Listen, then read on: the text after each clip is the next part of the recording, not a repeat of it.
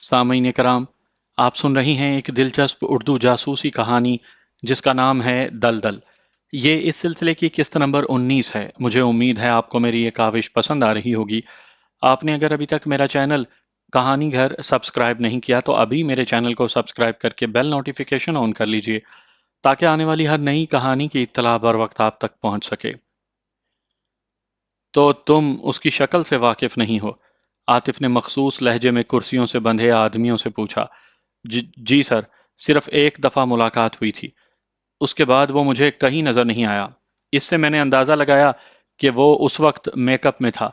बाद में उसके अहकामात हमें फ़ोन पर मौसूल होते रहते हैं। पहली दफ़ा मुलाकात कैसे हुई थी? सर, ये 3 साल पहले की बात है जब मैं जॉब के लिए मारा मारा फिरता था। मैंने आला डिग्री तो हासिल कर ली थी मगर जॉब आम सी भी नहीं मिल रही थी। ऐसे आलम में जब एक अनजान आदमी ने आकर नोटों की गड्डी की झलक दिखाई तो मैं सारी इखलाकियात भूल गया। एक छोटे से काम के 50,000 और वो भी नकद। काम सिर्फ इतना था कि एक बैग लेकर बस में सवार होना था और अगले स्टॉप पर बैग के बगैर उतर जाना था। मैं इनकार न कर सका। अखबार में बस की तबाही के बारे में पढ़कर ज़मीर ने बहुत मलामत की मगर ये एक आर्जी असर था। कड़कड़ाते नोटों की चमक और सूंधी सूंधी खुशबू ने उसे थपक थपक कर सुला दिया और फिर यह काम एक तसलसल से जारी हो गया। उस आदमी को मैं दोबारा कभी ना देख सका। फोन पर मुझे अहकाम मौसूल हो जाते हैं और मैं उसके मुताबिक अमल कर लेता हूँ। रकम कैसे वसूल करते हो? मेरे अकाउंट में एक दिन पहले मतलूबा रकम जमा करवा दी जाती है। अगर उन्होंने धमाका करवाना हो तो उसके लिए धमाका खेज मवाद कहाँ से हासिल करते हो? वो किसी भी जगह पर मतलूबा सामान रख कर मुझे फ़ोन पर उसकी लोकेशन बतला देते हैं। मसलन किस जगह? आतिफ ने वजाहत चाही। मसलन हमारे फ्लैट के बाहर मौजूद कचरे के डब्बे में भी हमें 2-3 दफ़ा यह सामान रखा मिला है। और तेरा साथी? उसे मैंने इस काम पे लगाया है। ये मेरा क्लास फेलो है और मेरी तरह उसे भी रोजगार की तलाश थी। तुम अपना तारुफ करवाना पसंद करोगी? आतिफ उनके साथ पकड़े जाने वाली लड़की से मुखातिब हुआ। मैं? वो फक्त मिनमिना कर रह गई। जी आप? सर, इसे कुछ मालूम नहीं। ये फक्त शब बाशी के लिए बुलाई जाती है। तुमसे पूछा है? Sorry sir. क्या नाम बताया था? जी, मेरा नाम शमीम है। तो शमीम साहिबा, कब से इन्हें जानती हो? साल एक तो हो गया होगा। इसके अलावा क्या करती हो? एक दफ्तर में रिसेप्शनिस्ट हूँ। शादीशुदा हो? जी। शोहर क्या करता है? अगर वो कुछ करता तो मुझे ये सब कुछ करना पड़ता। अच्छा नसीर, तुम बताओ, क्या कैसर ने सब कुछ सही बतलाया है? जी सर। जवानों, बात यह है कि तुमने जो सारी स्टोरी सुनाई है उसकी तस्दीक कैसे होगी? सर, हमें जो मालूम था हमने बतला दिया है। बहरहाल मुझे यकीन नहीं आया। अब मैं एक दूसरा तरीका इस्तेमाल करता हूँ। उन्हें यह कहकर वो इरफान से मुखातिब हुआ। तुम्हारे पास आज की रात है, सुबह मैं हकीकत सुनना चाहता हूँ। समझ गए ना? सिर्फ हकीकत। मुझे इनकी जिंदगी से कोई गर्ज नहीं, मालूमात से मतलब है। मेहरबानी सर, आपने मुझे भी किसी काबिल समझा। इरफान चहकते हुए इस अंदाज में बोला जैसे किसी को अजियत देना उसका दिल पसंद मशगला हो। आतिफ सर हिलाते हुए कमरे से बाहर निकल गया जबकि तीनों कैदियों के चेहरे जर्द पड़ गए थे। सर, एक कॉल गर्ल है और बाकी दोनों हुक्म के बंदे हैं। मास्टरमाइंड कोई और है और जिसे ये खुद भी नहीं जानते। आतिफ इस वक्त सिद्दीकी साहब के ऑफिस में मौजूद था। तो फिर क्या सर? लड़की को सरजनिश करके छोड़ देते हैं और उन दोनों को पुलिस के हवाले कर देते हैं। हमारे तो किसी काम के नहीं। तसल्ली तो कर ली है ना? चकमा देने की कोशिश तो नहीं कर रहे? आतिफ जेरे लब मुस्कुराते हुए बोला। कल से ही तसल्ली कर रहे हैं सर। यानी उनसे कोई ऐसी चीज भी नहीं मिली कि मुजरिमों का हल्का सा सुराग ही दे सके? ऐसा ही है सर। सिर्फ इतना अंदाजा मैं लगा सका हूं कि उनका ताल्लुक राह से नहीं है। वो कैसे? सर, पिछले साल राह का सारा सेटअप कराची की हद तक हमने खत्म कर लिया है, जबकि इन्हें मामूल के पैगामात तसलसल से मिलते रहे। इससे तो यही जाहिर होता है कि यह कोई दूसरी पार्टी है। सही कहा। सदीकी साहब ने इस बात में सर हिलाया। लेकिन यह सवाल हनूज तवज्जा तलब है कि इनकी पहचान कैसे हो? सर, इन्हें पुलिस के हवाले करके मुश्तहिर करवा देंगे कि पुलिस मुकाबले में 2 दहशतगर्द गिरफ्तार हो गए। अब अगर उनसे काम लेने वाले उन्हें छुड़ाने या मरवाने की कोशिश करते हैं तो हर दो सूरत में हमारे सामने आ जाएंगे। यानी हम उनकी निगरानी करेंगे। Of course. आतिफ मियाँ, इसमें भी चंद कबाहतें हैं। मसलन सर? मसलन ये कि जब उन्हें मालूम है कि ये उनके बारे में कुछ नहीं जानते تو انہیں ٹینشن لینے کی کیا ضرورت ہے؟ اور اگر بالفرض کسی وجہ سے وہ ایسا ضروری سمجھیں تب بھی انہیں مروانے کے لیے وہ کرائے کا ٹٹو استعمال کر سکتے ہیں، جسے گرفتار کرنے کے باوجود ہمارے ہاتھ پہلے کی طرح کچھ بھی نہیں لگے گا۔ سب سے بڑھ کر یہ کہ کیا یہ بات یقینی ہے کہ وہ ان کی گرفتاری سے لا علم ہے؟ ہو سکتا ہے انہیں اچھی طرح علم ہو کہ یہ ہماری قید میں ہیں، اس صورت میں وہ ان کے قریب بھی نہیں پھٹکیں گے۔ سر، زیادہ سے زیادہ ہمارا منصوبہ ناکام ہوگا نا؟ یہ دونوں تو یوں بھی ہمارے کسی کام کے نہیں، اور اس کے علاوہ آپشن بھی تو کوئی نہیں بچتا۔ جس نمبر سے انہیں احکام موصول ہوتے ہیں اسے ٹریس کرنا تھا۔ اس مقصد کے لیے کوئی ایک نمبر استعمال نہیں ہوتا سر۔ چلو، جیسے مناسب سمجھو کر لو۔ اور عاطف اسے سلام کہتے ہوئے وہاں سے نکل آیا۔ جانے والے چلے جاتے ہیں اور ان کی یادیں رہ جاتی ہیں۔ انور نے چھت کی کڑیاں شمار کرتے اسماعیل کے پاس بیٹھتے ہوئے افسردہ لہجے میں کہا، زلیخا کی موت کو ہفتہ بیت گیا تھا۔ تعزیت کرنے والوں کی آمد و رفت بھی قریباً ختم ہو چلی تھی۔ انور زیادہ تر وقت اسماعیل کی دل جوئی میں لگا رہتا۔ اس کے خیال میں اسماعیل نے زلیخا کی موت کا بہت اثر لیا تھا۔ اس کا یہ گمان درست ہو سکتا تھا اگر اسماعیل ایک کی دی گئی ذہنی ٹریننگ کی مشقوں سے نہ گزر چکا ہوتا۔ اب اسے افسوس ضرور تھا، مگر اتنا نہیں جتنا انور کو محسوس ہو رہا تھا۔ ادا، مجھے صرف ایک بات کا افسوس ہے کہ میں زلیخا کو یہ نہیں بتا سکا ہوں کہ میں نے اس سے شادی کسی مجبوری کی بنا پہ نہیں کی تھی۔ کیا مطلب؟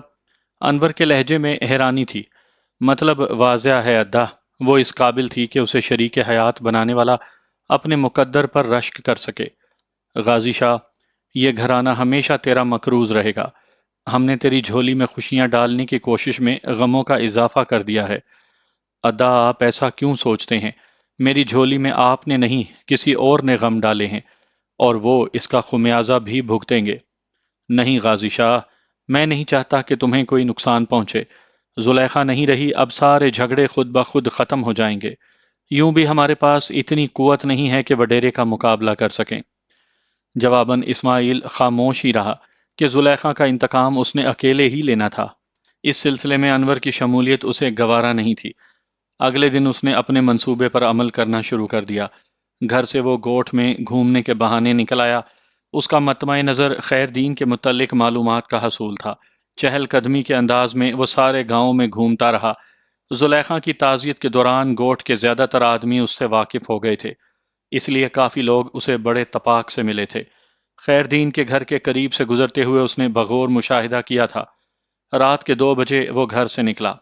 صحرائی علاقے کے لحاظ سے یہ ایسا ٹائم تھا جب لوگوں کی اکثریت خواب خرگوش کے مزے لوٹ رہی ہوتی تھی۔ خیر دین کے گھر تک وہ بغیر کسی حادثے کے پہنچ گیا تھا۔ گھر کی 4 دیواری نہ ہونے کے برابر تھی۔ صحن میں 4-5 چارپائیاں بچھی ہوئی تھیں۔ خیر دین کی چارپائی ایک سائیڈ پر تھی۔ وہ بغیر کسی دقت اسے پہچان گیا۔ اس کی چارپائی کے قریب جا کر اس نے خیر بخش کی کن پٹیوں پر مخصوص انداز میں دباؤ ڈالا۔ ذرا سا مچل کے اس نے ہاتھ پاؤں ڈھیلے چھوڑ دیے۔ اگلے لمحے اسے کاندھے پر لاد کر وہ تیز قدموں سے گوٹ سے باہر کی جانب روانہ ہو گیا۔ وہ نہیں چاہتا تھا کہ اس سے پوچھ گچھ کے دوران کسی قسم کی مداخلت ہو۔ وزن کے ساتھ ریت کے اندر چلنا کافی مشکل ہوتا ہے، مگر اس جگہ اس کی ٹریننگ کام آئی اور وہ خیر بخش کو لیے گوٹ سے باہر نکل آیا۔ ایک مناسب جگہ دیکھ کر اس نے اسے نیچے پھینکا اور اس کے چہرے پر تھپڑوں کی بارش کر دی۔ چند تھپڑ کھا کر ہی اسے ہوش آ گیا۔ میں کیا کون ہو تم؟ کہاں ہوں میں؟ اس کے منہ سے بے ربط الفاظ نکلے۔ نہیں پہچانا؟ تمہارے اپنے کھیت ہیں اور مجھے تو آپ جانتے ہی ہوں گے۔ تم؟ غازی شاہ، میں یہاں کیسے آ گیا؟ میں اٹھا کر لایا ہوں تاکہ اکیلے میں گپ شپ کر سکیں۔ میرا کوئی قصور نہیں ہے، وہ منمنایا۔ میں نے کب کہا ہے کہ تیرا قصور ہے؟ قصور تو زلیخا کا تھا جس نے خود اپنی گردن کلہاڑی کے نیچے دی تھی۔ وہ چند لمحے اسماعیل کی طرف دیکھتا رہا۔ چاند کی روشنی میں اس کا چہرہ تو واضح نظر نہیں آ رہا تھا، البتہ اتنا اندازہ اسماعیل کو چل گیا کہ وہ کسی گہری سوچ میں ہے۔ جب وہ بولا تو اسماعیل کے اندازے کی تصدیق ہو گئی کہ وہ کسی نتیجے پر پہنچ چکا ہے۔ غازی شاہ، مجھے اپنے جرم کا اقرار ہے، لیکن باخدا اس کام کے لیے ہمیں وڈیرے نے مجبور کیا تھا۔ تمہارے ساتھ اور کون کون تھا؟ سچل، گاما اور غفورہ، یہ تینوں وڈیرے کے باڈی گارڈ ہیں۔ کہاں ملیں گے؟ وڈیرے کے ڈیرے پر۔ خیر دین، کوئی آخری خواہش ہو تو بیان کر سکتے ہو۔ اپنے لہجے کی وحشت خود اس کے لیے اجنبی تھی۔ ہاں ہے، میں چاہتا ہوں کہ وڈیرے کی موت کا تماشا اپنی آنکھوں سے دیکھوں۔ کیا مطلب؟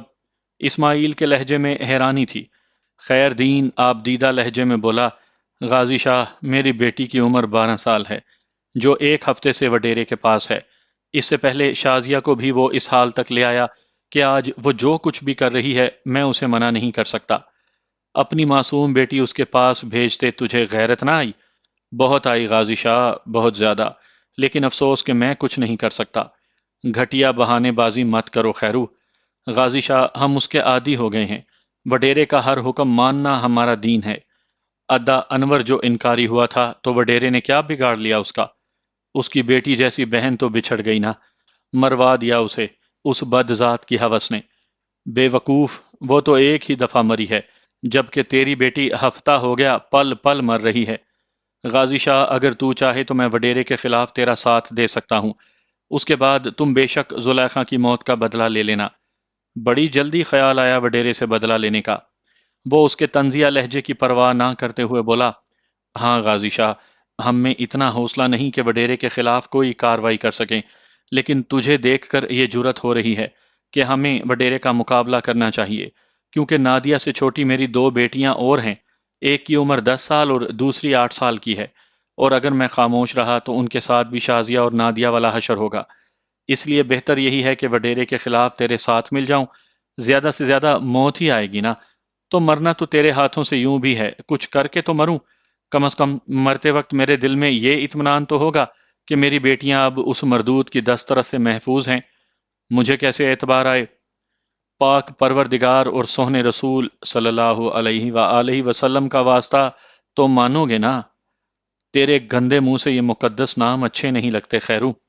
غازی شاہ، میں تیرا مجرم ہوں، معافی نہیں مانگ رہا، مہلت چاہتا ہوں۔ آج یہ زندگی بے فائدہ ختم ہو رہی ہے، کسی مقصد پر قربان کرنے دو۔ تجھے خدا کا واسطہ، سونے رسول صلی اللہ علیہ وآلہ وسلم کا واسطہ، زلیخا کا واسطہ۔ خیرو نے اس کے سامنے ہاتھ باندھ دیے۔ خیرو، تجھے بہت دیر ہو گئی ہے، اگر تو اس حالت میں آنے سے پہلے میرے پاس آ کر اپنے جرم کا اقرار کر لیتا تو شاید میں تجھے معاف کرنے کا سوچ سکتا۔ غازی شاہ، جیسے تیری مرضی ہو اسی طرح مارنا، بس تھوڑی سی مہلت، 1 دن کی، صبح تک کی۔ ناممکن ہے، اسماعیل کے لہجے میں قطعیت تھی۔ ٹھیک ہے غازی شاہ، لیکن ایک وعدہ کرو۔ کیا؟ میری بیٹی کو بتانا کہ اس کا والد وڈیرے سے لڑتا ہوا مارا گیا۔ اتنا تو کر لو گے نا؟ اگر وڈیرے کو جہنم رسید کر سکا تو کہہ دوں گا۔ رب تجھے کامیاب کرے غازی شاہ۔ کہتے ہوئے اس نے آنکھیں بند کر لیں، گویا اسماعیل کے لیے اشارہ تھا کہ وہ اپنا کام کر سکتا ہے۔ اسماعیل نے اپنے لباس میں چھپائی لمبے پھل والی چھری نکالی جو وہ باورچی خانے سے اٹھا لایا تھا۔ اس کا ہاتھ سر سے بلند ہوا، لیکن اس سے پہلے کہ وہ نیچے آتا اس کے ذہن میں ایک ایک الفاظ گونجے۔ کوئی بھی کام کرنے سے پہلے جذبات کو قریب نہ پھٹکنے دینا، خوب سوچ کر اپنا فائدہ مد نظر رکھ کر کام کرنا، کیونکہ زندگی کی مثال ون وے روڈ کی طرح ہے، جہاں تم پیچھے مڑ کر دیکھ تو سکتے ہو، جا نہیں سکتے۔ جذباتی فیصلے عموماً دل کرواتا ہے، اور یاد رکھو، دل الٹی سائیڈ پہ ہوتا ہے، کبھی بھی صحیح مشورہ نہیں دیتا۔ زندگی کے فیصلوں میں ہمیشہ دماغ کی پیروی کرو۔ اس کا اٹھا ہوا ہاتھ آہستہ آہستہ نیچے آیا۔ اسے خیر بخش کے انداز میں سچائی جھلکتی ہوئی نظر آ رہی تھی، اور اگر اس کا یہ اندازہ ٹھیک تھا تو وہ اس کے بہت کام آ سکتا تھا۔ وہ گھر کا بھیدی تھا، وڈیرے کے ہاں اس کا آنا جانا لگا رہتا تھا، اور وہ اس کا کام کئی گنا آسان کر سکتا تھا۔ خیر دین، اس نے آہستہ سے پکارا۔ وہ زیر لب کچھ بڑبڑا رہا تھا، شاید کلمہ پڑھ رہا تھا۔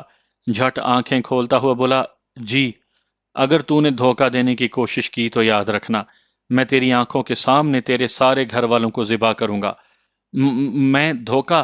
اسے اسماعیل کی بات کی سمجھ نہیں آئی تھی۔ ہاں دھوکہ، کیونکہ میں نے فی الحال تیرے قتل کا ارادہ ترک کر دیا ہے۔ غازی شاہ، رب سونا تجھے اپنے مقصد میں کامیاب کرے۔ اس کے لہجے میں زندگی کی رمق لوٹ آئی تھی۔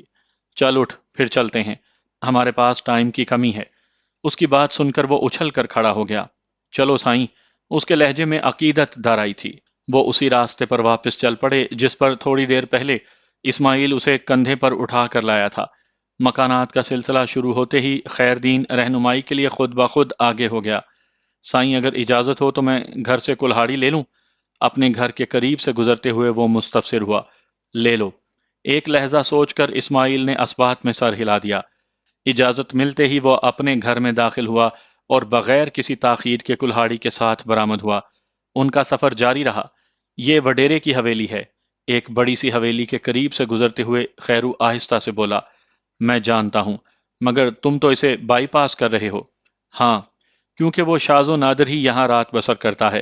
اس کی زیادہ راتیں اپنے ڈیرے پر گزرتی ہیں جہاں وہ گاؤں کی معصوم کلیوں کی عزت سے کھیلتا ہے۔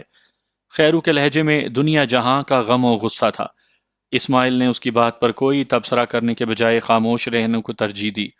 تھوڑی دیر بعد وہ وڈیرے کے ڈیرے کے قریب پہنچ گئے تھے۔ یہ ڈیرا کسی بھی طرح حویلی سے کم نہیں تھا۔ حویلی اور ڈیرے کی بناوٹ میں، بیرونی دیواروں کی اونچائی میں کمی بیشی کے علاوہ کوئی فرق نہیں تھا کہ ڈیرے کی دیواریں حویلی کے مقابلے میں کم اونچی تھیں۔ سامنے والے بڑے دروازے پر ایک آدمی جاگ کے پہرا دیتا ہے، باقی لوگ آرام کرتے ہیں۔ یوں بھی وڈیرے کی حویلی یا ڈیرے میں گھسنے کا کوئی سوچ بھی نہیں سکتا۔ اچھا یوں ہے کہ ہم دونوں سامنے سے جائیں گے، تم چوکیدار سے دروازہ کھلواؤ گے۔ یوں بھی وہ تمہیں اچھی طرح جانتا ہے، اس لیے اسے شک نہیں ہوگا۔ اس کے بعد میں جانوں اور میرا کام۔ ٹھیک ہے۔ خیرو اسی کی طرح سرگوشی میں بولتے ہوئے ڈیرے کے بڑے گیٹ کی طرف بڑھ گیا۔ ٹھہرو، بات سنو۔ اچانک ایک خیال اسماعیل کے دماغ میں بجلی کے کوندے کی طرح لپکا اور اس نے خیر دین کو آگے بڑھنے سے روک دیا۔ جی سائیں، ڈیرے کے اندر کتے ہیں؟ اگر آپ کی مراد 4 ٹانگوں والے کتے سے ہے تو وہ نہیں ہے۔ وہ 2 ٹانگوں والے البتہ 5-6 موجود ہوں گے۔ پھر یوں کرو، دروازے کے بجائے دیوار سے اندر جاتے ہیں کہ دستک دینے سے کہیں تمام جاگ نہ جائیں، خواہ مخواہ کام بڑھا دیں گے۔ نہیں سائیں، گرمیوں کی رات ہے، تمام صحن میں سوئے ہوں گے۔ دیوار سے اندر جاتے ہی ہم نگاہوں میں آ جائیں گے۔ باقی جہاں تک دستک دینے کا تعلق ہے تو اس کی ضرورت ہی نہیں ہے، کوئی نہ کوئی پہرے پر لازمی ہوگا کہ یہ وڈیرے کا حکم ہے اور جاگنے والے کے لیے ہلکا سا اشارہ ہی کافی ہوگا۔ پچھلی طرف سے اندر داخل ہو جاتے ہیں نا، آخر سامنے کے رخ تو آنا ہی پڑے گا۔ چاند کی روشنی ہے، ہم دور سے ہی نظر آ جائیں گے۔ کافی تجربے کار دکھ رہے ہو۔ اس نے دکھی لہجے میں کہا، ہاں سائیں، لڑائی بھڑائی کرنا تو نہیں جانتا، البتہ چوری چکاری کا ماہر ہوں۔ ساری زندگی اسی کام میں گزری ہے، کبھی اپنے لیے اور کبھی وڈیرے کے لیے۔ اور اسماعیل سر ہلا کر رہ گیا تھا۔ چند لمحوں کے بعد وہ بڑے دروازے کے سامنے تھا۔ دروازہ کھولو بھئی، میں ہوں خیرو۔ دروازہ آہستہ سے بجا کر وہ ہلکی آواز میں بولا۔ خیرو، خیر تو ہے؟ اندر سے بھی دھیمے لہجے میں پوچھا گیا، اور اس کے ساتھ ہی بغیر اس کا جواب سنے دروازے کی ذیلی کھڑکی کھل گئی۔ وہ خیرو کی آواز کو اچھی طرح پہچانتا تھا کہ اس نے مزید تصدیق کی ضرورت محسوس نہیں کی تھی۔ خیریت ہے غفور بھائی، تم ذرا باہر آ کر بات تو سنو۔ اندر ہی آ جاؤ نا۔ نہیں، اندر آنے کا ٹائم نہیں ہے، تم جلدی کرو۔ خیرو نے بے چینی ظاہر کی۔ اچھا، آ گیا۔ وہ جھک کر کھڑکی سے نکلنے لگا۔ اسماعیل اس وقت دروازے سے ہٹ کر کھڑا تھا۔ غفورے کو نظر نہیں آیا تھا اور اسی لمحے کی تاڑ میں تھا۔ اس سے پہلے کہ وہ مکمل سیدھا ہو پاتا، اسماعیل چیل کی طرح اس پر جھپٹا اور ایک ہاتھ اس کے منہ پر رکھ کر بازو گردن میں ڈال دیا۔ غفورہ اپنی جان چھڑانے کے لیے تڑپا، مگر اسماعیل کے صحت مند بازوؤں کے سامنے اس کی ایک نہ چل سکی۔ اس دوران خیرو خاموش کھڑا انہیں دیکھتا رہا، یہاں تک کہ غفورے نے ہاتھ پاؤں ڈھیلے چھوڑ دیے۔ اس کی لاش کو دیوار کے ساتھ لٹا کر اسماعیل مستفسر ہوا، باقی کہاں ہوں گے؟ سب صحن میں سوئے ہوں گے۔ اور وڈیرا؟ اس کے لیے حویلی کی چھت پہ سونے کی جگہ بنائی گئی ہے، کہیں شور کی آواز سے وہ جاگ نہ جائے۔ لانتی بے تحاشا شراب پیتا ہے، اس کے باوجود یہ امکان موجود ہے کہ وہ شور سن کر اٹھ ہی نہ جائے۔ وہ گیٹ کے سامنے کھڑے سرگوشیوں میں بات کر رہے تھے۔ تو پھر کیا کیا جائے؟ کرنا کیا ہے؟ اندر گھس کر کلہاڑیوں سے گردنیں اتار دیتے ہیں حرام زادوں کی۔ چلو پھر، اسماعیل نے کہا، اور وہ کھڑکی کے راستے اندر گھس گئے۔ ڈیرے کا صحن کافی وسیع تھا۔ اندرونی عمارت اور گیٹ کے درمیان 4 چارپائیاں بچھی ہوئی تھیں، جن میں صرف ایک خالی تھی جو غفورے کی ہی ہو سکتی تھی۔ عمارت کا طرز تعمیر سادہ سا تھا۔ چھت پر جانے کے لیے چوڑی سیڑھیاں برآمدے کی ایک سائڈ پر بنی تھیں۔ وہ دونوں شانہ بشانہ چلتے ہوئے سوئے ہوئے آدمیوں کے قریب پہنچ گئے۔ سونے والوں کی کلہاڑیاں سرہانے کے سمت چارپائیوں کے پایوں کے سہارے کھڑی تھیں۔ خیرو کے پاس اپنی کلہاڑی موجود تھی۔ اسماعیل نے وہیں سے ایک کلہاڑی اٹھا لی۔ اسماعیل نے ایک آدمی کی طرف اشارہ کر کے خیرو کو اسے ہلاک کرنے کی ذمہ داری سونپی اور دوسرے کی گردن کا نشانہ لے کر اپنی کلہاڑی بلند کی۔ دونوں کی کلہاڑیاں آگے پیچھے نیچے آئیں اور 2 بندوں کی گردنیں آدھی سے زیادہ کٹ گئی تھیں۔ دونوں کے گلے سے ایک تیز خرخراہٹ نکلی اور وہ زور زور سے ہاتھ پاؤں جھٹکنے لگے۔ تیسرا بندہ چارپائیوں کی چرچراہٹ سے جاگ گیا تھا۔ کون ہے؟ کیا ہے؟ اس کے منہ سے گھبرائی ہوئی آواز نکلی، مگر اسماعیل کی کلہاڑی نے اسے زیادہ بولنے کا موقع نہ دیا۔ تیز دھار کلہاڑی نے اس کے سر کو تربوز کی طرح دو ٹکڑوں میں تقسیم کر دیا تھا۔ چلو اس بڑے لانتی کے پیچھے۔ انہیں تڑپتا چھوڑ کر خیرو سیڑھیوں کا رخ کرتا ہوا بولا۔ اسماعیل کو بھی اندازہ تھا کہ ان تینوں کے زندہ بچنے کے امکانات 100 میں سے 0 تھے۔ وہ تیزی سے سیڑھیاں پھلانگتے اوپر پہنچے۔ سیڑھیوں کے خاتمے پر ایک چھوٹا سا دروازہ تھا جس کی بلندی چھت کی 4 فٹی دیوار کے بقدر تھی۔ تمام کمروں کی چھت اکٹھی ہونے کی وجہ سے ایک کشادہ صحن کی صورت اختیار کر گئی تھی۔ وسط میں ایک بڑی مسہری رکھی تھی۔ ان کے اوپر پہنچتے ہی ایک کم سن لڑکی مسہری سے نیچے اتری۔ اس کے بدن پر کپڑے کا ایک تار بھی موجود نہیں تھا۔ بلا شبہ وہ خیرو کی بیٹی نادیہ تھی۔ وڈیرا بھی بغیر کپڑوں کے بے سود پڑا تھا۔ ابا! لڑکی سسکتی ہوئی خیرو سے آن لپٹی۔ اسے احساس ہی نہیں تھا کہ وہ کپڑوں کے بغیر ہے۔ شاید ایک ہوس پرست کی ہوس نے اس کے ذہن سے یہ احساس زائل کر دیا تھا۔ اسماعیل اس کے بدن سے آنکھیں چرا کے مسہری کی طرف بڑھا۔ مسہری کے ساتھ رکھی کرسی پر اسے زنانہ کپڑے نظر آئے جو اس نے اٹھا کر خیردین کی طرف بڑھا دیے۔ اسے کپڑے پہناؤ۔ کپڑے اس کے ہاتھ سے لے کر خیردین اپنی بے حال بیٹی کو پہنانے لگا جو والد کو دیکھ کر ضبط کے سارے بندھن توڑ بیٹھی تھی۔ خیرو، اسے نیچے لے جاؤ، میں ذرا وڈیرے سے 2 ہاتھ کر لوں۔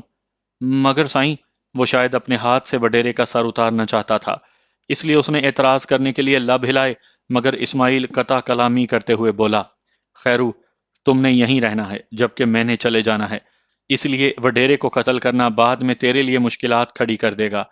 یہ معصوم راز رکھنے کے قابل نہیں ہے۔ اسماعیل کا اشارہ نادیہ کی طرف تھا۔ آپ نے بھی تو زلیخا کا بدلہ؟ نہیں، میں نے معاف کیا۔ اسماعیل نے اس کی بات مکمل نہ ہونے دی۔ ایک لمحہ سوچنے کے بعد خیرو بیٹی کو ساتھ لیے سیڑھیاں اترتا چلا گیا۔ اسماعیل نے میز پر رکھا پانی سے بھرا جگ اٹھا کر وڈیرے پر انڈیل دیا۔ اس کے ہونٹوں سے بے معنی سی آواز نکلی اور وہ ہڑبڑا کر اٹھ بیٹھا۔ چند لمحے بدحواسی کے عالم میں دائیں بائیں دیکھنے اور سر جھٹکنے کے بعد وہ کچھ بولنے کے قابل ہوا۔ کون ہو تم؟ اس کے لہجے کا تنتنا ختم نہیں ہوا تھا، مگر اسماعیل اس کی بات کا جواب دینے کے بجائے خاموشی سے اسے گھورتا رہا۔ تمہیں میری بات کی سمجھ نہیں آئی؟ وڈیرے نے اٹھنے کے لیے پاؤں مسہری سے نیچے لٹکائے۔ یکدم اسے اپنی برہنگی کا احساس ہوا اور اس کے ساتھ ہی صورتحال کی سنگینی اس پر واضح ہوئی۔ نادیہ کہاں ہے؟ تم یہاں کیسے آ گئے؟ کہاں مر گئے سب؟ حیدر علی شاہ، نام تو بہت اچھا ہے مگر کام؟ شاید ابلیس بھی تیری شاگردی پر فخر کرے۔ اسماعیل کا وحشت سے پر لہجہ ایسا نہیں تھا کہ وڈیرے پر اثر نہ کرتا۔ تم غالباً زلیخا کے گھر والے ہو۔ وڈیرا مکمل حواس میں آتے ہی اسے پہچان گیا تھا۔ خوب پہچانا۔ تیرے گرگے تو نہ پہچان سکے۔ غریب بے خبری میں مارے گئے۔ جوان، شاید تم مجھ سے اچھی طرح واقف نہیں ہو۔ وڈیرے نے زیریں بدن پر چادر لپیٹ لی تھی۔ تم جیسے ابلیس سے کون واقف نہیں ہوگا؟ یہ کہتے ہی اسماعیل پیچھے مڑا کہ اسے پشت کی جانب سے قدموں کی چاپ سنائی دی تھی، مگر خیرو کو دیکھ کر اس کے تنے ہوئے اعصاب ڈھیلے پڑ گئے۔ خیرو، بڑے ٹائم پہ آئے ہو۔ وڈیرا خوشی سے چہکا، مگر خیرو اسے نظر انداز کرتا ہوا اسماعیل سے بولا، سائیں، میں بیٹی کو نیچے ایک کمرے میں بٹھا آیا ہوں کیونکہ اس ملعون کی موت کا منظر میں اپنی آنکھوں سے دیکھنا چاہتا ہوں۔ چلو پھر بسم اللہ پڑھو۔ اسماعیل نے اسے دعوت دی، گردن اور سر کو بچا کے۔ اسے کلہاڑی سیدھی کرتے دیکھ کر وہ جلدی سے دوبارہ بولا، تم اچھا نہیں کر رہے ہو غازی شاہ۔ وڈیرے کے لہجے میں خوف کا عنصر نمایاں تھا، مگر اس حالت میں بھی اس نے خیرو کو درخور اعتنا نہ سمجھا تھا۔ خیرو اس کی بات پر توجہ دیے بغیر جارحانہ انداز میں اس کی سمت بڑھتا رہا۔ وڈیرا گھبرا کر اٹھ کھڑا ہوا۔ خیرو، تم ہوش میں تو ہو؟ خیرو کا جارحانہ انداز دیکھتے ہوئے وہ گھبرا کے چلایا، مگر خیرو نے متعلق اس کی بات پر توجہ نہ کی اور اس کے قریب جا کر اچانک ایک زوردار وار اس کی پنڈلی پر کیا۔ ایک کری چیخ وڈیرے کے ہونٹوں سے برآمد ہوئی اور وہ نیچے گر گیا۔ ٹھہرو خیرو، پہلے اس کا منہ باندھ لیتے ہیں، اس کی آواز سن کر کوئی آ نہ جائے۔ سائیں، کوئی بھی نہیں آتا۔ اس ڈیرے سے چیخو پکار کی آواز آنا معمول کی بات ہے۔ کبھی معصوم بچیوں کی چیخیں بلند ہوتی رہتی ہیں تو کبھی مظلوم جوانوں کی۔ گوٹھ میں کبھی کسی نے کان نہیں دھرے۔ آج اس کا نمبر آیا ہے تو بھلا کون سنے گا؟ یہ کہتے ہی اس نے تیز دھار کلہاڑی بلند کی اور اس مرتبہ وڈیرے کے دوسرے پاؤں کا پنجہ اس کے پاؤں کا حصہ نہ رہا۔ وڈیرے کے منہ سے نکلنے والی چیخ پہلے سے بڑھ کر تھی۔ خیرو کے دل میں پنپنے والی نفرت کو اظہار کا موقع ہاتھ آ گیا تھا۔ مت مارو، خدا کے لیے مت مارو، معاف کر دو، میں وڈیرے کا سارا وجود لرزنا شروع ہو گیا تھا۔ خیرو نے اس کی اس چیخو پکار پر دھیان دیے بغیر ایک مرتبہ پھر کلہاڑی بلند کی۔ نشانہ وڈیرے کا ہاتھ تھا۔ وڈیرا شدت درد سے زور سے اچھلا اور خیرو کی طرف بڑھنے کے ارادے سے اٹھنے کی کوشش کی، مگر اس کی ادکٹی پنڈلی اور کٹا ہوا پنجہ اس کا ساتھ نہ دے سکا اور وہ منہ کے بل نیچے گر گیا۔ خیرو کی کلہاڑی اپنے تسلسل میں بلند ہو کے نیچے آئی۔ اس مرتبہ ہدف وڈیرے کا دایاں بازو تھا، مگر منہ کے بل گرے وڈیرے نے اٹھنے کی کوشش کی، مضروب ہاتھ اس کا بوجھ نہ سہار سکا اور وہ ایک مرتبہ پھر گرا۔ گرتے ہوئے اس کی پوزیشن بدلی ہوئی۔ خیرو کی نیچے آتی کلہاڑی کا پھل بجائے اس کے بازو پہ لگنے کے اس کے سر میں اتر گیا۔ اس کے منہ سے نکلنے والی آخری چیخ بہت بھیانک تھی۔ خیرو نے آخری لمحے تک اس کے وجود پہ کلہاڑی کے وار جاری رکھے۔ یہ وہ نفرت تھی جو جانے کب سے اس کے اندر پل رہی تھی۔ یہ وڈیرے کی خوش قسمتی تھی کہ خیرو جلد بازی میں اسے موت کے گھاٹ اتار چکا تھا، ورنہ شاید وہ خود موت کی بھیک مانگتا۔ اس دوران اسماعیل خاموش تماشائی بنا رہا۔ وڈیرے کے وجود کی حرکت تھمتے ہی اس نے خیرو کا بازو پکڑ کر اسے روک دیا۔ بس کرو خیرو، اب یہ جہنم واصل ہو گیا ہے۔ اس کی آواز گویا خیرو کو ہوش کی دنیا میں لے آئی۔ بڑی جلدی جہنم واصل ہوا ہے سائیں۔ غلطی تیری اپنی ہے میاں کہ تجھ سے اس کے بازو اور سر میں فرق نہ رکھا جا سکا۔ اب کیا کریں سائیں؟ اب یوں کرو کہ اپنی بیٹی کو گھر لے جاؤ، میں بھی جاتا ہوں۔ ادا انور سے رخصت لے کر شہر کا رخ کروں گا۔ تم صبح وڈیرے کے قتل کا الزام میرے سر منڈ دینا، وجہ وہی زلیخا کی موت بتانا۔ اپنے گھر والوں کو بھی اصل بات بتانے کی ضرورت نہیں۔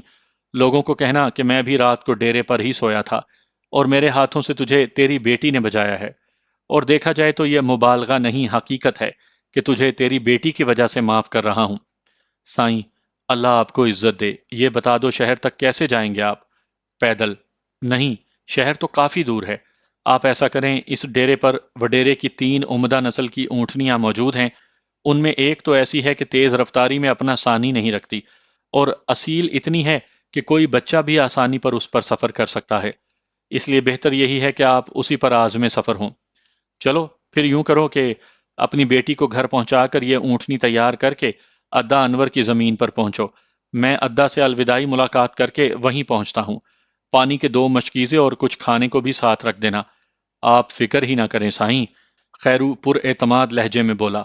سیڑھیاں اتر کر خیرو کا رخ تو اس کمرے کی جانب ہو گیا جہاں اس نے اپنی بیٹی کو بٹھایا تھا، جبکہ اسماعیل تیز قدموں سے انور کے گھر کی طرف روانہ ہو گیا۔ وہاں سے رخصت ہوتے وقت انور کو ملے بغیر جانا اسے مناسب نہ لگا۔ سر، نتیجہ 0 ہی ہے۔ عاطف کی سماعتوں میں الیاس کی مایوس کن آواز گونجی۔ وہ اس کی ہمت بنداتے ہوئے بولا، چلو چند دن مزید دیکھ لیتے ہیں۔ جیسے آپ کی مرضی سر، ورنہ ایسے کاموں میں جو کچھ ہونا ہو بغیر کسی تاخیر کے ہوتا ہے۔ یہ تو ہے، اسے الیاس کی تائید کرتے ہی بنی۔ اچھا پھر نگرانی ختم کر دو، اسے کہتے ہوئے وہ بامشکل فون بند کر پایا تھا کہ گھنٹی دوبارہ بجی۔ جی عمران، وہ اٹینڈنگ بٹن پریس کرتے ہوئے بولا۔ سر، شمیم کے پاس آج وہی مشکوک سفید فام آیا ہے۔ یہ کہہ کر اس نے ایک گہری سانس لی اور ایک لہجہ سوچ کر بولا، دفتر میں یا؟ جی نہیں۔ عمران نے اس کا سوال مکمل نہ ہونے دیا۔ اس نے فون کر کے ایک نزدیکی ریستوران میں اسے بلوایا ہے۔ اس وقت دونوں کونے کی ایک میز سنبھالے سرگوشیوں میں مصروف گفتگو ہیں۔ کیا ان کی باتیں سننا ممکن نہیں؟ سر، اس کے نزدیک کوئی ایسی میز نہیں جس پر بیٹھ کے ان کی گفتگو سنی جا سکے۔ یوں بھی وہ بہت آہستہ سے بات کر رہے ہیں، بالکل نئے پریمیوں کے انداز میں۔ کہیں سچ مچ یہی چکر نہ ہو؟ سر، انداز اور چیز ہے، تاثرات اور چیز ہیں۔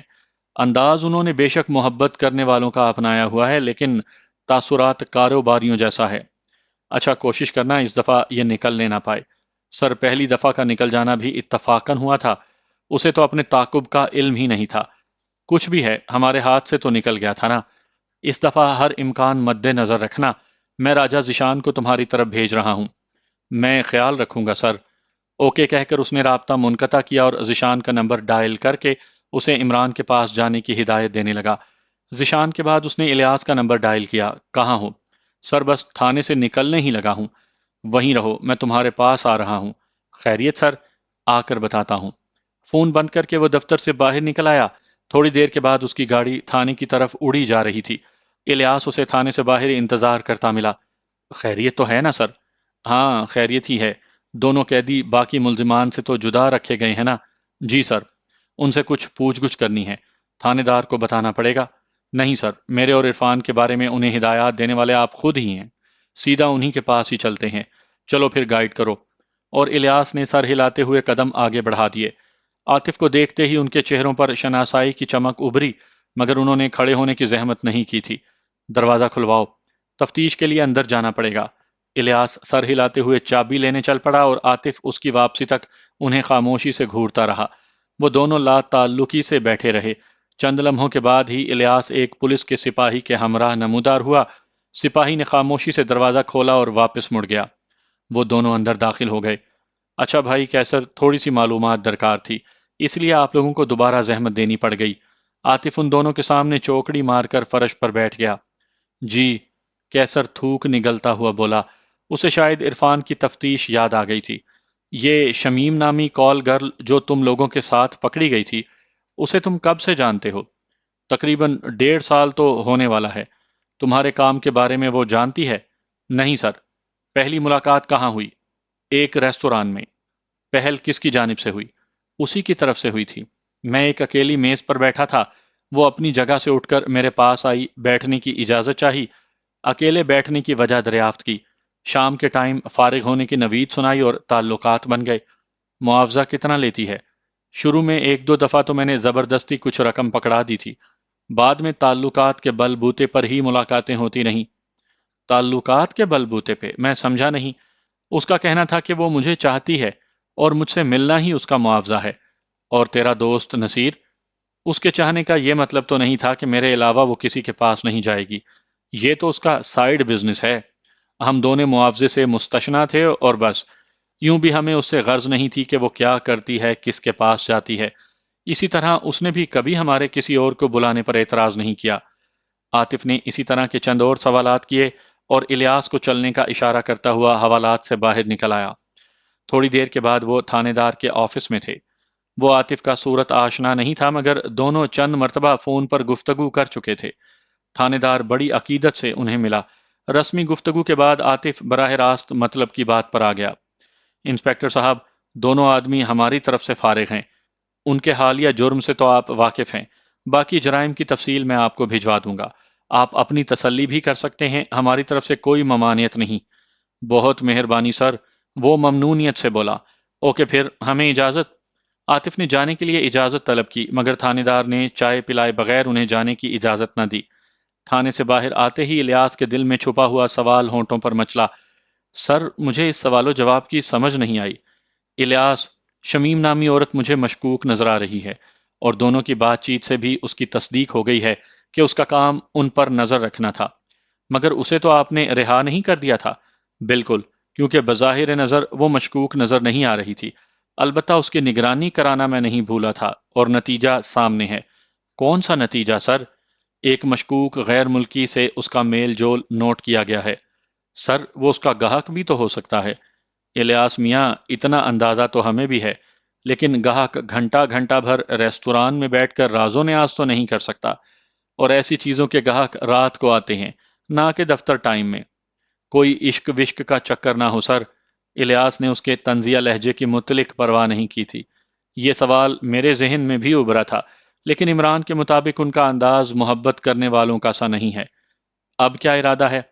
اس غیر ملکی پر ہاتھ ڈالنا ہے، شاید کوئی کام کی بات معلوم ہو جائے۔ اور شمیم؟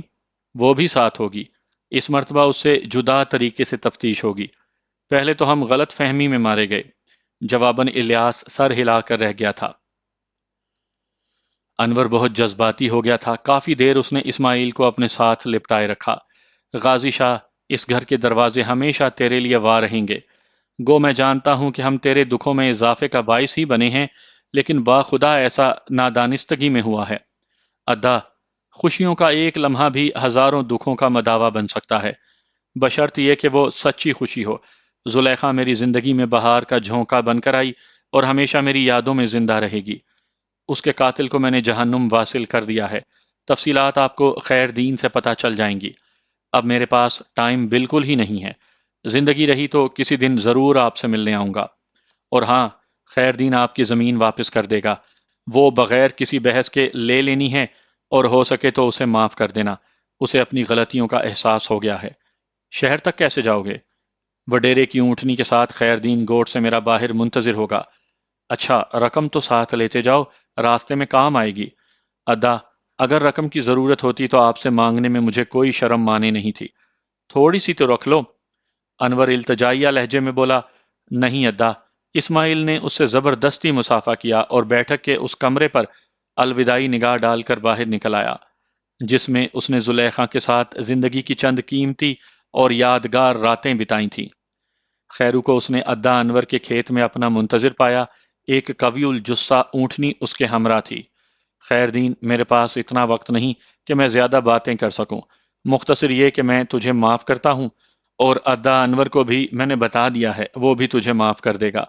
وڈیرے کی موت کا سارا الزام آپ لوگوں نے میرے سر دھرنا ہے، کیونکہ مجھے اس سے کوئی فرق نہیں پڑنے والا۔ البتہ اتنا کام کر دینا کہ ادا انور سے ہتھیائی گئی زمین اس کے حوالے کر دینا۔ میں ایسے ہی کروں گا سائیں۔ اگر آپ یہ نہ بھی کہتے تب بھی میں نے زمین انور سائیں کے حوالے کر دینی تھی۔ مجھے اپنی کوتاہیوں اور غلطیوں کا اعتراف ہے۔ گو میں ان تمام کا ازالہ تو نہیں کر سکتا، البتہ کوشش ضرور کروں گا کہ اپنے کردار پر لگے چند دھبے ہی مٹا سکوں۔ مجھے بھی تم سے یہی امید ہے خیرو۔ اسماعیل اسے الوداعی مصافحہ کرتے ہوئے بولا۔ تھوڑی دیر کے بعد اونٹنی پر بیٹھا عمر کوٹ کی طرف رواں دواں تھا۔ گو عمر کوٹ سے پہلے چند ایسے شہر موجود تھے جہاں سے اسے گاڑی مل سکتی تھی، مگر اتنی بڑی واردات کے بعد اسے وہاں جانا مناسب نہ لگا۔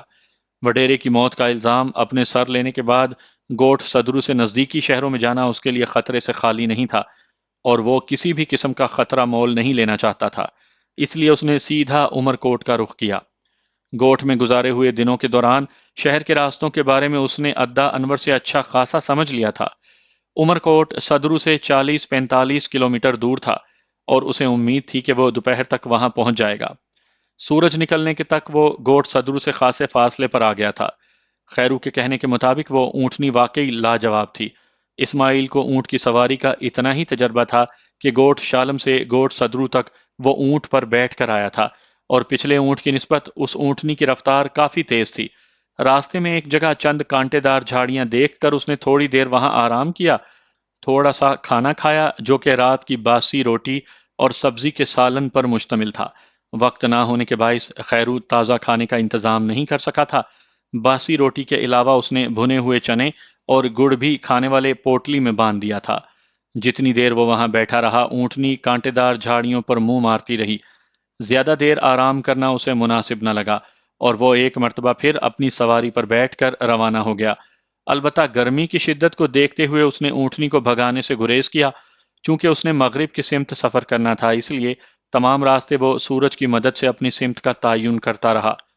ٹریننگ کے دوران انہیں سورج اور تاروں کے ذریعے سمتوں کی پہچان کے طریقے بتلائے گئے تھے۔ آج وہ طریقے اسے عملی زندگی میں کام آ رہے تھے۔ مزید گھنٹہ ڈیڑھ چلنے کے بعد اس کا گزر چند چھوٹی چھوٹی بستیوں سے ہوا۔ یہ لامحالہ عمر کوٹ شہر کی مضافاتی بستیاں تھیں۔ ان کے اختتام پر اسے بہت بڑے شہر کے آثار نظر آ رہے تھے۔ عاطف اس وقت الیاس کے ہمراہ ایک درمیانی درجے کی کوٹھی کے سامنے موجود تھا، جس میں فیصل کے بقول شمیم سے ملنے والا غیر ملکی مقیم تھا۔ فیصل کو اس نے عمران کے پاس بھیج دیا تھا تاکہ وہ شمیم کو گیسٹ ہاؤس لے جا سکیں۔ سر، انتظار کس بات کا ہے؟ الیاس زیادہ دیر انتظار نہ کر سکا۔ کسی بات کا بھی نہیں، عاطف ہلکی مسکراہٹ سے بولا۔ پھر اندر چلیں نا۔ اندر چل کر کیا کریں گے؟ آپ نے خود ہی تو کہا ہے کہ اسے گرفتار کرنا ہے۔ سوچ رہا ہوں کہ اگر چند دن نگرانی میں رکھا جائے تو کیسا رہے گا؟ جیسے آپ مناسب خیال کریں۔ الیاس کوئی مشورہ نہ دے سکا۔ اور ایک اور حل بھی ہے۔ عاطف گویا خود سے مخاطب ہوا، لیکن اس کی بڑبڑاہٹ اتنی واضح تھی کہ الیاس کو پوچھنا پڑا۔ وہ کیا سر؟ اگر ہم اسے یوں گرفتار کریں کہ کسی کو کانو کان خبر نہ ہو، اور پھر اس کی کوٹھی کی نگرانی کرواتے رہیں، تو لازماً کوئی نہ کوئی اس کا پتہ کرنے آئے گا۔ سر، پتہ تو فون پر بھی ہو سکتا ہے، اور جب ہم اسے گرفتار کر کے لے جا رہے ہیں تو پھر اسے سب کچھ بکنا تو پڑے گا۔ درست ہے، مگر میری بات کا مطلب یہ ہے کہ اگر یہ بھی کوئی درمیانی مہرہ ہوا تو پھر ہم لٹک جائیں گے۔ امید تو ہے ایسا نہیں ہوگا۔ میں بھی امکانی ہی بات کر رہا ہوں۔ بہرحال چلو اس کا بندوبست کر لیں، باقی بعد میں دیکھا جائے گا۔ الیاس کو وہیں نگرانی کا کہہ کر عاطف کوٹھی سے گیٹ کی طرف بڑھ گیا۔ اطلاعی گھنٹی بجاتے ہی ذیلی کھڑکی کھول کر چوکیدار باہر آیا۔ جی سر۔ عاطف کا معززانہ حلیہ دیکھتے ہوئے اس کا لہجہ مؤدبانہ ہو گیا تھا۔ صاحب گھر پر ہیں؟ چوکیدار نے متذبذب لہجے میں کہا۔ سر یہ ٹائم تو ان کے سونے کا ہے اور ان کا حکم ہے کہ انہیں کسی صورت جگایا نہ جائے۔ کس ٹائم اٹھتے ہیں؟ 5 بجے سر۔ وہ کلائی پر بندھی گھڑی دیکھتا ہوا بولا۔ اس کی تقلید میں عاطف نے بھی گھڑی پر نگاہ دوڑائی، 4 بجنے والے تھے۔ کوئی بات نہیں، میں 1 گھنٹہ انتظار کر لوں گا۔ سر ان کی اجازت کے بغیر؟ یار میں تیرے ساتھ ہی بیٹھ جاؤں گا۔ اصل میں تیرے صاحب کی ساتھ میری ملاقات طے تھی، لیکن غلطی سے ٹائم کا تعین میں نہ کر سکا۔ نہ ہی اس نے کوئی ایسی بات بتلائی کہ وہ فلاں ٹائم میسر نہیں ہوں گے۔ آپ نے کس سلسلے میں انہیں ملنا ہے؟ کوٹھی کی خرید و فروخت کے سلسلے میں ان سے بات ہوئی تھی۔ مگر یہ کوٹھی تو کرائے کی ہے۔ چوکیدار کے لہجے میں واضح طور پر شک کی پرچھائیاں ہلکورے لے رہی تھیں۔ تو میں نے کب کہا ہے کہ یہ کوٹھی خریدنی ہے؟ میں نے اپنی کوٹھی بیچنی ہے بھائی۔ عاطف کی اداکاری ایسی نہیں تھی کہ چوکیدار کا شک برقرار رہتا۔ آئیں سر، اگر آپ انتظار کرنے پر ہی بضد ہیں تو کچھ دیر گپ شپ کر لیتے ہیں۔ عاطف اس کے پیچھے اندر داخل ہوا۔ گیٹ کے ساتھ ہی چوکیدار کے لیے ایک چھوٹا سا کمرہ تھا۔ کوٹھی اعلیٰ طرز تعمیر کا نمونہ تھی۔ برآمدے کے ستونوں کے ساتھ لٹکتی بیلوں نے اس کی خوبصورتی میں خاطر خواہ اضافہ کیا تھا۔ چھوٹا سا چمن جس کے وسط میں مخملی گھاس اور سائڈوں پر کیاریاں بنی ہوئی تھیں، جن میں مختلف قسم کے خوشنما پھول کھلے ہوئے تھے۔ ایک سرسری نظر سے وہ اتنا ہی دیکھ پایا تھا کہ اس کے بعد اسے چوکیدار کے پیچھے اس کے کمرے میں داخل ہونا پڑا۔ کمرے کے کونے میں سنگل بیڈ اور اس کے ساتھ لکڑی کی 3 کرسیاں بغیر کسی ترتیب کے پڑی تھیں۔ چوکیدار نے ایک کرسی کی طرف اشارہ کرتے ہوئے کہا، بیٹھیں جناب۔ وہ اطمینان سے بیٹھتے ہوئے مستفسر ہوا، یار بیگم صاحبہ بھی اس وقت آرام فرماتی ہیں؟ صاحب غیر شادی شدہ ہے سر۔ ویسے یہ بہتر ہے۔ عاطف نے کھڑے ہو کر کوٹ کی اندرونی جیب میں رکھا پسٹل نکالتے ہوئے کہا، اگر محسوس نہ کرو تو ذرا گھوم جاؤ۔ پسٹل دیکھتے ہی وہ ذرا بھی نہ گھبرایا تھا۔ مسٹر، میرا خیال ہے تم کسی غلط جگہ آن پھنسے ہو۔ بہتر یہی ہے کہ چپ چاپ چلے جاؤ اور آئندہ ادھر کا رخ نہ کرنا۔ میرا خیال ہے تمہیں میری بات کی سمجھ نہیں آئی۔ اس کا اطمینان دیکھتے ہوئے عاطف کو یہ اندازہ لگانے میں دیر نہ لگی کہ وہ صرف دکھاوے کا چوکیدار ہے اور تمہیں بھی شاید کسی اور کی زبان سمجھ آتی ہے۔ کہتے ہوئے وہ اچانک بجلی کے کوندے کی طرح اچھلا۔ اس کی گھومتی کک کا نشانہ عاطف کا پسٹل والا ہاتھ تھا۔ ایک ہلکا سا قدم اپنی جگہ سے پیچھے لے کر عاطف نے اس کا وار خطا کیا۔ وہ وار خطا ہونے سے لڑکھڑا سا گیا تھا۔ اس سے پہلے کہ وہ سنبھل کر دوسرا حملہ کرتا، عاطف اپنی جگہ پر کھڑے کھڑے گھوما۔ اس کی ایڑی توپ سے نکلے ہوئے گولے کی طرح چوکیدار کی کن پٹی کی طرف پڑی۔ اسے اس وقت پتا چلا جب بوٹ کی مضبوط ایڑی اور اس کی کن پٹی کا ملاپ ہو چکا تھا۔ زمین چاٹنے کے علاوہ اس کے پاس کوئی راستہ نہ بچا تھا۔ عاطف نے اسی پر اکتفا نہ کیا۔ چوکیدار کے نیچے گرتے ہی اس کے دوسرے پاؤں کی ٹھوکر ٹھیک مضروب جگہ سے ٹکرائی اور اس نے ہاتھ پاؤں ڈھیلے چھوڑ دیے۔ پسٹل اب تک اس کے ہاتھ میں تھا۔ اسے جیب میں رکھ کر وہ نیچے جھکا اور چوکیدار کی تلاشی لینے لگا۔ اس کی اندرونی جیب میں ایک لوڈڈ پسٹل کے علاوہ تھوڑی سی نقدی اور اس کا شناختی کارڈ وغیرہ رکھا ہوا تھا، جس کے مطابق اس کا نام امانت علی تھا۔ موبائل نکال کر اس نے الیاس کا نمبر ڈائل کیا۔ جی سر۔ آ جاؤ، یہ کہہ کر اس نے فون بند کر دیا۔ تھوڑی دیر بعد وہ اس کے پاس تھا۔ جہاں تک میرا اندازہ ہے کوٹھی میں اصل مجرم کے علاوہ اور کوئی موجود نہیں، اور وہ بھی اس کے بقول سویا ہوا ہے۔ عاطف کا اشارہ چوکیدار کی طرف تھا۔ اس لیے میں اس کی سرکوبی کے لیے جا رہا ہوں۔ تم اس کے ہاتھ پاؤں باندھ کر جلدی جلدی اس کے کمرے اور باقی کوٹھی کی تلاشی لے لو۔ ٹھیک ہے سر۔ یہ کہہ کر وہ جیب میں رکھی پتلی سی ڈوری نکالنے لگا، جو اسی مقصد سے ان تمام کی جیب میں ہر وقت موجود رہتی تھی۔ عاطف محتاط انداز میں چلتا ہوا اندرونی عمارت میں داخل ہوا۔ پسٹل ایک بار پھر اس نے تیار حالت میں تھاما ہوا تھا۔ تھوڑی دیر میں ہی وہ تمام کمروں کو سرسری نظر سے دیکھ چکا تھا۔ ایک بیڈ روم کے علاوہ تمام کوٹھی خالی پڑی تھی۔ وہ بیڈ روم بھی اندر سے لاک تھا۔ جیب سے پتلی سی ٹیڑھی تار نکال کر کی ہول میں داخل کرتے ہوئے اس نے مخصوص انداز میں تار کو گھمایا۔ ایک ہلکی سی ٹک کے ساتھ دروازہ ان لاک ہو گیا۔ عاطف نے اندر گھسنے میں دیر نہیں لگائی کہ اس کھٹکے کو سن کر دشمن ہوشیار بھی ہو سکتا ہے۔ اس کا اندازہ غلط ثابت نہ ہوا۔ وہ مکروہ صورت سفید فام جاگ چکا تھا، لیکن اس کی بدقسمتی کے اس کے کسی ایکشن سے پہلے عاطف اندر داخل ہو چکا تھا۔ میرا خیال ہے تمہارا ہینڈز اپ کرنا میری گولی اور تمہاری جان بچا سکتا ہے۔ تمہاری جان کی بھی تو پھر بھی خیر ہے، گولیاں کافی مہنگی ہیں۔ یہ الفاظ عاطف نے انگلش میں ادا کیے تھے۔ گورے نے ہینڈز اپ کرنے میں دیر نہیں لگائی تھی۔ گڈ، اس کا مطلب ہے میں انگلش بول سکتا ہوں۔ کوئی اتنی اچھی بھی نہیں سر، الیاس اندر داخل ہوتا ہوا برجستہ بولا۔ یار جب ایک گورے کو سمجھ آ گئی ہے تو تجھے بھی مان لینی چاہیے۔ مانوں گا تو اس وقت جب میٹرک پاس کرو گے۔ نہیں بھائی، یہ مشکل شرط ہے۔ بہرحال جناب، آپ چارپائی سے نیچے اتریں اور ایک قدم میری طرف لے کر گھوم جائیں۔ انگلش نہ آنے کا یہ مطلب تو نہیں کہ ہم ڈاکے مارنا ہی چھوڑ دیں۔ گورے نے اس کی ہدایت پر بے چوں چرا عمل کیا تھا۔ اس کے گھومتے ہی عاطف نے پسٹل کو نال سے پکڑ کر اس کا دستہ پوری قوت سے گورے کے سر پر رسید کیا۔ وہ اوغ کی آواز نکالے ڈھیر ہو گیا۔ تلاشی لے لی ہے؟ عاطف الیاس سے مخاطب ہوا۔ صرف 2 کمروں کی لے سکا ہوں۔ چلو پہلے اسے باندھ دو۔ اس نے جیب سے ڈوری نکال کر اس کی سمت بڑھائی۔ الیاس کے فارغ ہونے تک وہ بیڈ روم کی تلاشی لے چکا تھا۔ تھوڑی دیر بعد بقیہ کمروں کی اچھی طرح تلاشی لے کر وہ گورے اور اس کے چوکیدار کو اسی کی گاڑی میں ڈالے گیسٹ ہاؤس کی طرف اڑا جا رہا تھا۔ الیاس کو اس نے کوٹھی کی نگرانی کے لیے وہیں چھوڑ دیا تھا۔